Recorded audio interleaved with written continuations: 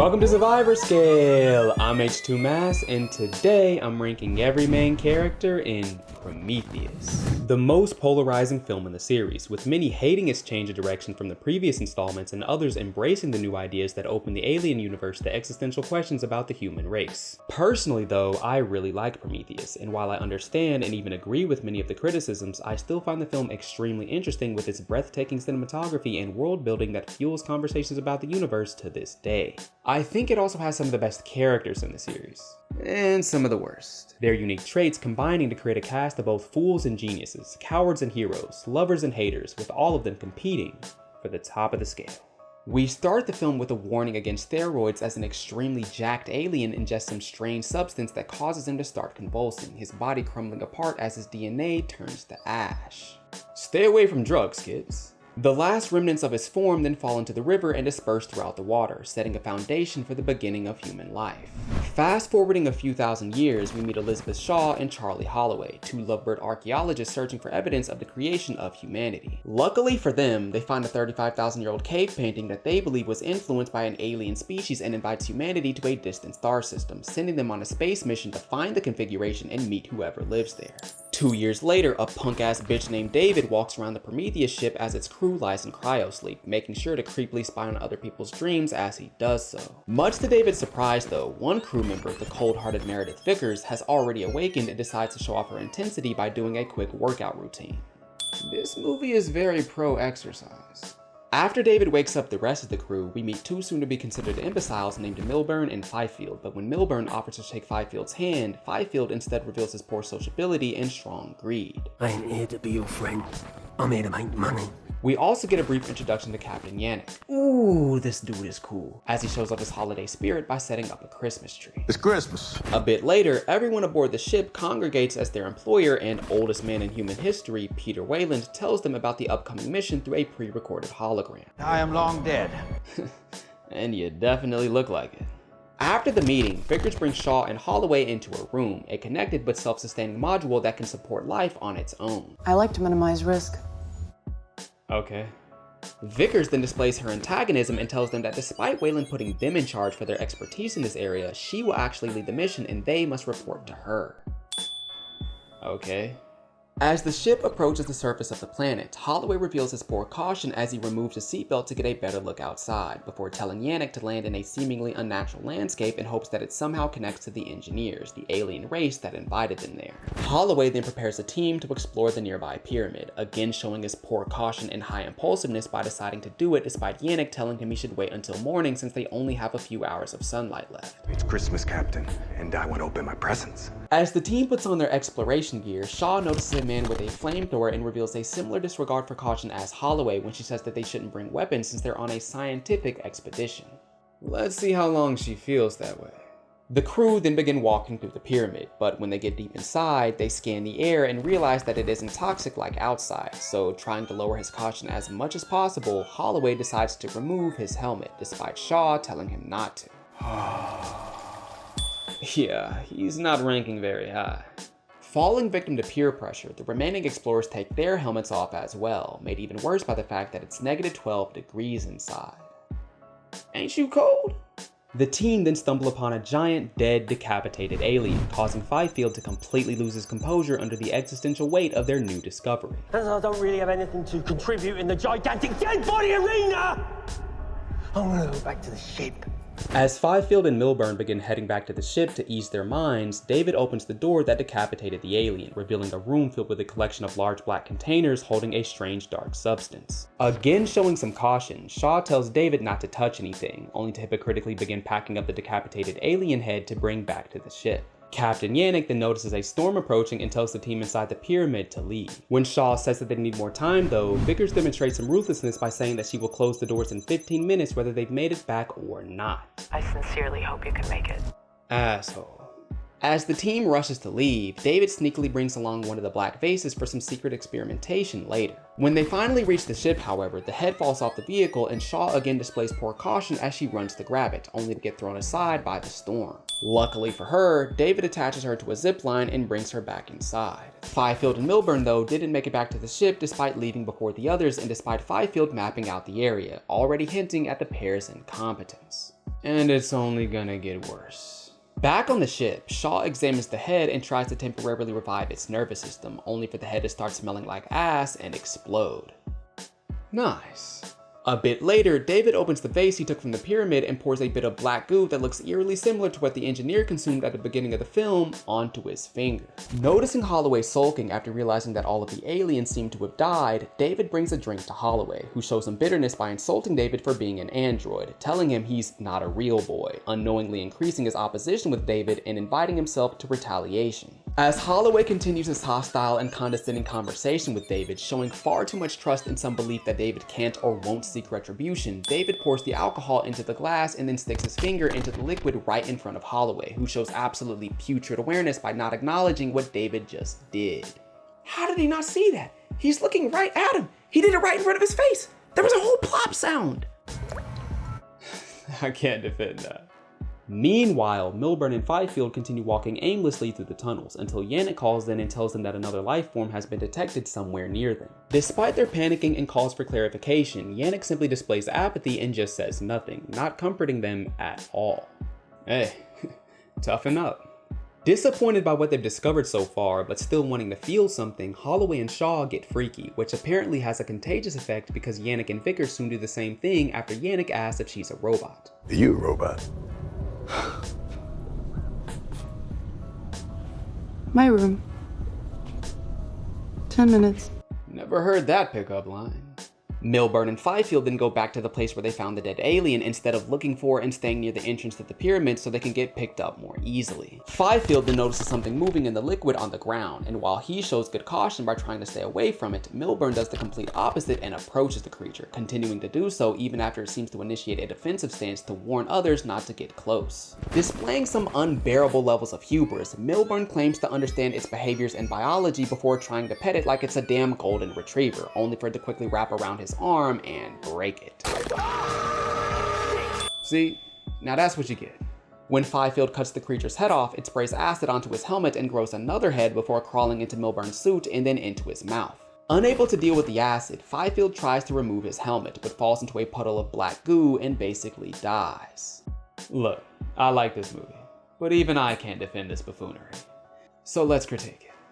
As two supposedly intelligent characters, Milburn and Fifield somehow manage to experience a pair of horror's most notoriously dumb deaths. Fifield, despite mapping the inside of the pyramid, can't figure out how to leave and gets both himself and Milburn lost. He, though, at least has the caution to avoid unknown and potentially dangerous alien creatures, unlike Milburn, who seems to disregard all of the obvious warning signs he should understand as a fucking biologist, and instead falls prey to unparalleled levels of curiosity at the cost of caution. Such flimsy decision making gives me no confidence in his ability to survive any situation at all, leaving these skittish scientists with sizable stupidity in D tier and F tier.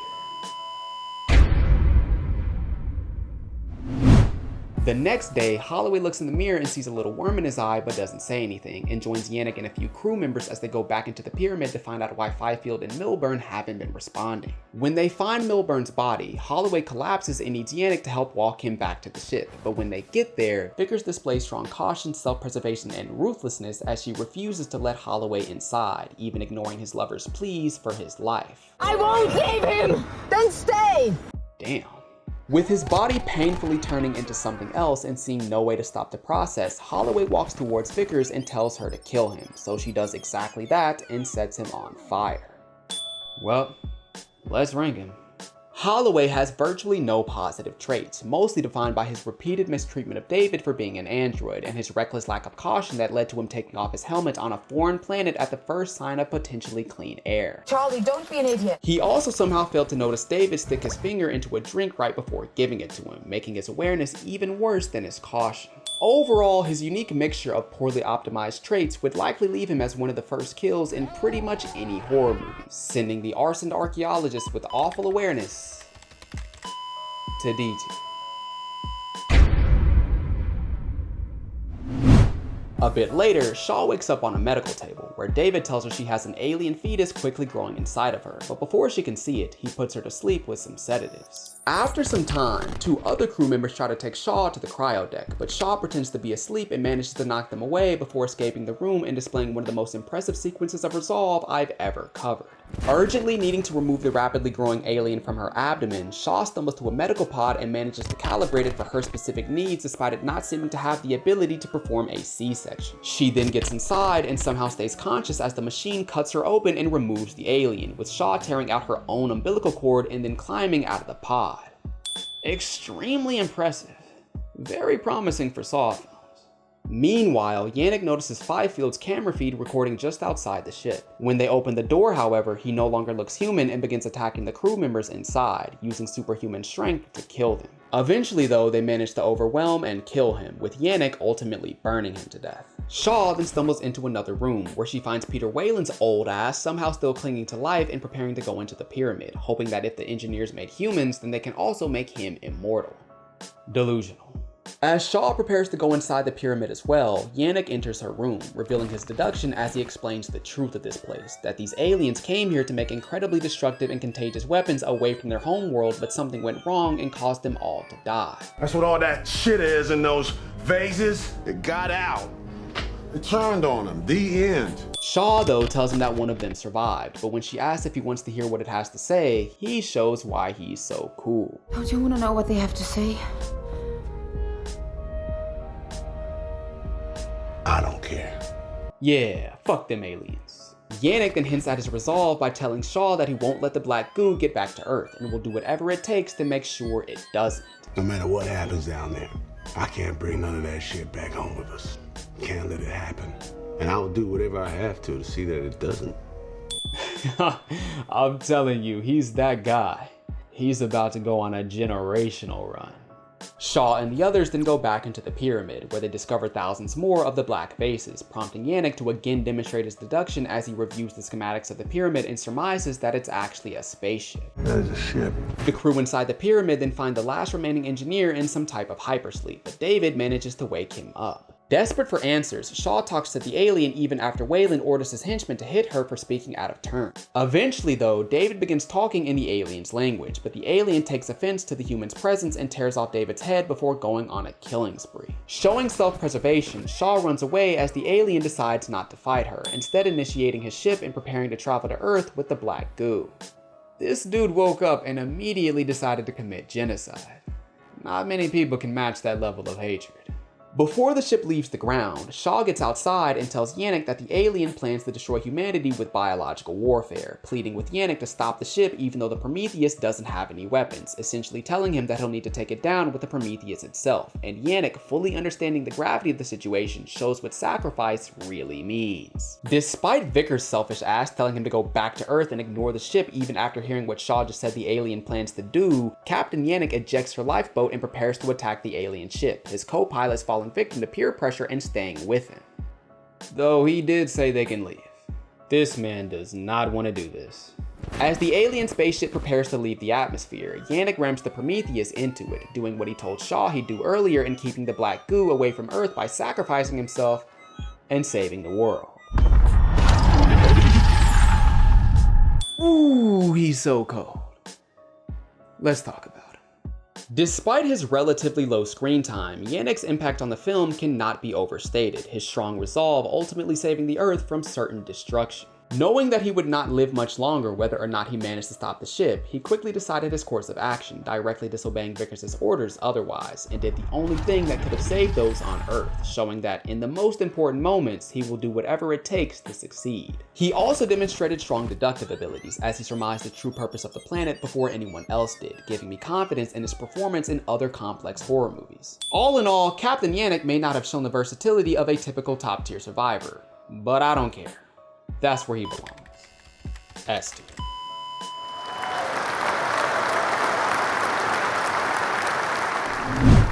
The ship then comes crashing back down to the planet, somehow landing directly on its side and right in front of Shaw and Vickers, who had evacuated the Prometheus right before it exploded. As the big-ass ship rolls forward, both Shaw and Vickers show possibly the worst foresight ever put to film by staying in the path of the ship instead of turning to the side and getting out of the way, ultimately leading to Vickers getting squashed and Shaw only surviving because she falls and rolls away.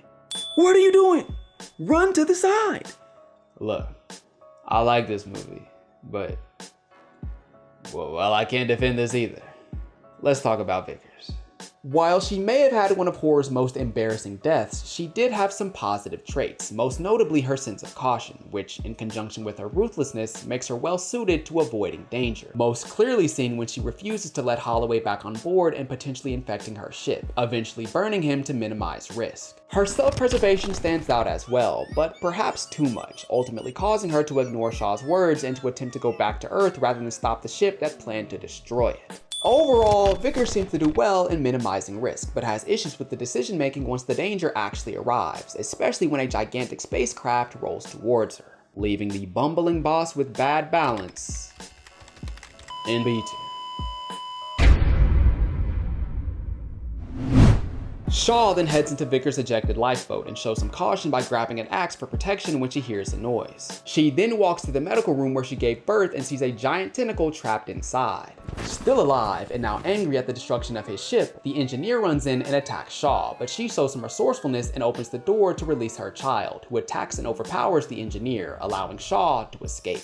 Still functioning without his body, David contacts Shaw through the radio and tells her that he can fly one of the other ships they have on the planet and take her back to Earth, but Shaw instead showcases her near unprecedented levels of curiosity and decides to go to the engineer's homeworld.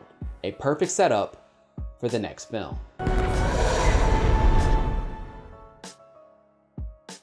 Let's talk about Shaw.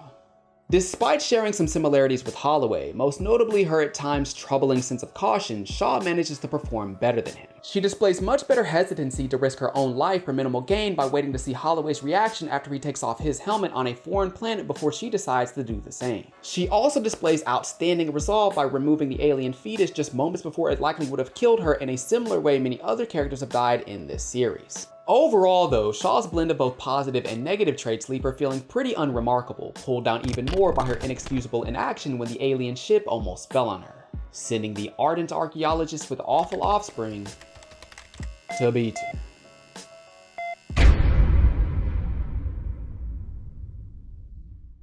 But that's it. The average ranker for this cast was C tier. Pretty scattered collection of characters. Despite its polarizing opinions, I really like Prometheus and wish they would have continued with a more direct follow-up. But hopefully Alien Romulus is good. Thanks for watching.